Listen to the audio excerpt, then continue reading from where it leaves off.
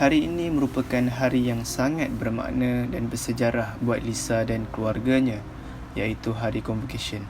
Setelah berusaha selama 5 tahun, akhirnya dia digraduasikan.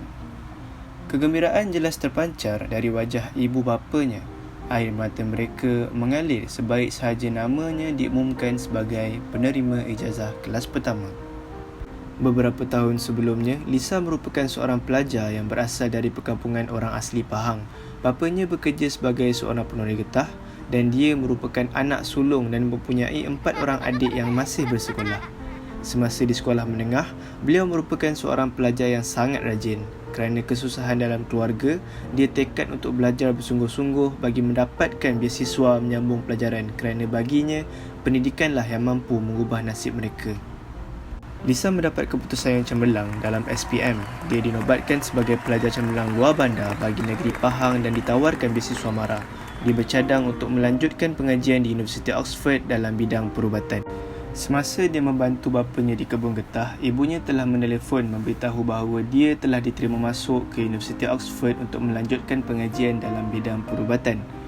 Dia sangat gembira dengan keputusan tersebut dan dia berterima kasih kepada kedua ibu bapanya yang telah banyak membantunya sehingga dia berjaya mencapai kejayaan ini. Hari yang dinanti sudah pun tiba. Impiannya bakal menjadi kenyataan. Dia akan berangkat ke England. Keluarganya gembira tetapi dalam masa yang sama agak keberatan untuk melepaskannya pergi.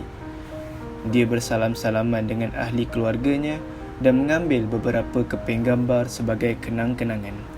Ibu bapanya juga menasihati supaya dia menjaga diri, memilih kawan yang baik dan tidak melupakan keluarganya di kampung. Setibanya di hadapan pintu masuk universiti, dia berjanji pada diri sendiri untuk belajar bersungguh-sungguh bagi membanggakan ibu bapanya dan membawa pulang kejayaan. Dia dapat menyesuaikan diri dengan mudah ketika berada di sana dan sangat gembira kerana dikelilingi oleh rakan-rakan yang sangat baik dan sering membantunya. Jiran-jiran selalu memuji ibunya kerana melahirkan anak yang sangat pandai. Akan tetapi, ibunya kelihatan muram kerana sudah beberapa bulan Lisa tidak menghubungi mereka. Rakan-rakannya terdiri daripada keluarga yang berkejaya seperti doktor, peguam dan jurutera. Oleh itu, Lisa berasa sangat malu dan takut jika mereka tahu bahawa dia berasal daripada kampung dan merupakan seorang anak penoreh getah. Pada suatu hari, ketika dia sedang makan di restoran, dia meletakkan telefon di atas meja untuk ketandas. Pada masa tersebut, ibunya telah menelefon dan seorang rakannya telah pun menjawab panggilan tersebut. Mereka telah mengetahui perkara yang sebenar dan mereka berasa sangat marah kerana mereka telah pun ditipu selama ini. Lisa menerima surat peringatan daripada pihak universiti dan juga pihak rumah sewa yang menyatakan terdapat tunggakan yuran pengajian dan sewa bulanan. Sekiranya tidak dapat membayarnya dalam masa terdekat, Lisa akan dibuang universiti dan juga rumah sewa. Lisa segera menghubungi rakan-rakannya. Ada yang menjawab namun hanya mentertawakannya dan juga ada yang mematikan panggilan. Kehidupannya tiba-tiba terasa seakan gelap. Tiada sesiapa pun yang ingin membantunya. Namun dia nekat untuk menelefon ibunya di kampung. Ibunya sangat gembira kerana sudah lama tidak mendengar kabar. Namun, Lisa menerangkan situasi yang berlaku dengan nada yang tak esak-esak. Dia berasa sedih kerana mengendahkan keluarganya. Ibunya berjanji akan membantu Lisa dan memaklumkan apa yang terjadi kepada suaminya. Keesokan harinya, bapanya pergi ke bank untuk mengeluarkan sejumlah wang untuk dihantar kepada Lisa. Lisa berasa sangat sedih dan terharu di atas pengorbanan kedua ibu bapanya. Selepas menerima duit kiriman daripada ibu bapanya, Lisa segera membayar yuran pengajian dan rumah sewanya di bank.